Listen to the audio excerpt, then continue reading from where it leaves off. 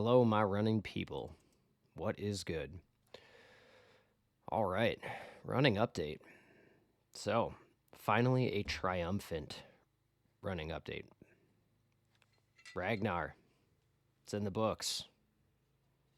Yeah, it's a little bit of a humble brag, yes. I got the Ragnar leg. A little happy about it. It had been rough. It had been a rough go the last 2 months and change of running. From the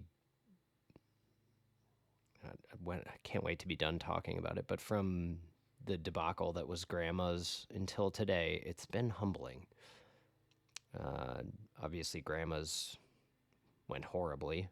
And then since grandma's, I'd been pretty much consistently feeling like crap on every run. Like legs hadn't bounced back, cardio hadn't bounced back, just felt like every run I was working harder than I had been at like any point during the training build up to grandma's. And just kind of like wondering when I was going to get back to being myself. And I finally feel on some level like I exercised those demons and also kind of exercised the demons of like just not feeling like I perform my best in races. Like that is so frustrating to me because it feels like a mental block and that is hard to live with. So I did, I think there were 12 of us on the relay. Ragnar, for anyone who doesn't know and is watching this, is about a 200-mile race. This one was from Minneapolis to Duluth, really from St. Paul to Duluth. And I ended up doing 3 legs of that for just over a total of 20 miles. So not the most mileage I've ever put on, but it's still a challenging race. The course I didn't feel like was super challenging. Some hills, but not much. I thought it was enough to keep you honest. But it was a challenge. I mean, you don't get much sleep. You don't get a lot of time to recover. So if you push yourself on the legs, it's still going to be a hard race. And I did. I also so how it was supposed to go versus how it went. I was supposed to run a 2.2 mile leg to start off, then an 11.1 mile leg, and then a 5.7 mile leg. I ended up running about a 3.4 mile leg, an 11.1 mile leg, and then a 5.7 mile leg because not just me, but me and several other people missed a turn on I think it was leg 3 of the course. There was a place where I'm almost positive we were supposed to go right, and we crossed the street and stayed on the bike path. I think we were supposed to stay on the road we were on.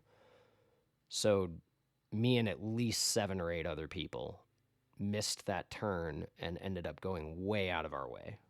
So it looked like I averaged a 10:38 pace on a 2.2 mile run, and what I actually averaged was a 6:40 pace on a 3.5 mile run or 3.4 mile run. So not the best start to get off to, but after that, things went much better. So I think everyone on the team ran faster than estimated, and we ended up finishing in well over an hour under our estimated time. So everyone was happy. It was super fun. We had a great group. Highly recommend that race to anybody who can pull it off. I mean, it's a significant investment. Not going to lie to you there, especially if you don't have vehicles that can accommodate large numbers of people and stuff. But if you can pull it off, it's a really fun race. Sleeping on high school gym floors, not super comfortable. Sleeping in grass, not super comfortable. But again, it's the camaraderie. It's the fun of taking on a challenge with a group of people. And you do find that it does form a bond. And it's cool. It's a really cool experience. Again, I'll shut up about it, but I highly recommend it. So, first leg could have been better. But after that, I started using the app to plot my course just to make sure I didn't miss any other turns. And I'm going to look it up because this app needs a shout out. Run Go. Run Go bailed me out. from that point forward. Turn by turn instructions that were like spot on for the course. Definitely gave me a huge amount of confidence to just kind of send it on the last two legs of the run, which I did. And, I didn't like set the world on fire with my paces. I think for the 11.1 mile run, I averaged a 7:07. But compared to how I'd been running, that was a huge win. It's like, okay, I do still have legs. I do still have some cardio. I do still have some ability to push through this stuff. Um, and I mean, I finished the both of the last two legs feeling like I was going to yak. I was gassed, but I was able to push through it and just do it. And that was encouraging. So finished the 11.1 in a good time, a time I'm happy with, proud of, and then kind of told everybody after that because I was gassed. I genuinely thought I was going to puke in the grass. And I was like, guys, don't expect much from me on this last leg. I don't know what I've got left in the tank, but it's not a lot. So the next morning, I finished after sunset, and then the next morning at around 7 or so, I think I had to run again. So the next morning, 5.7 miles, pretty flat. I mean, to be honest with you, there were a couple of hills, but again, it's not bad. That was not a bad course in terms of hilliness. And the weather was about perfect. I mean, I think most of my runs, it was like in the 50s or 60s, maybe a breeze. Just, you don't get better weather than that in the Midwest. So gorgeous. It's a beautiful part of the country too. That run up from St. Paul to Duluth is just beautiful. Northwoods, lakes, just you can't ask for better scenery. I mean, okay, I'm sure there's better, but it's real good. If you can't appreciate that, that's a you problem. So I thoroughly enjoyed the run. Other than I was pushing the pace. So the 5.7 miler, I think I averaged a 7:04 maybe, and I think my last mile was maybe the fastest of that run and probably the fastest of the 11.1. So like I was finishing strong. I still had it, which when I started running, my hamstrings were, man, I just still have not gotten rid of that tightness in my hamstrings or my left ankle.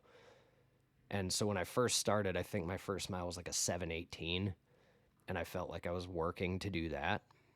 But I kind of loosened up as the run went along and started speeding up through. I think every single mile was faster than the one before it. So there again, like wins to check off as I'm trying to get back into some kind of form and trying to get that fire in the belly back. So I do feel like it's back. I feel good. Will I try another road marathon? Not anytime in the near future. Still not ready to think about that. But I think I am going to sign up for a half marathon this fall, and then there's a trail race that I'm going to do in October. That I'll put a link in the description just in case anyone is watching this and wants to check it out.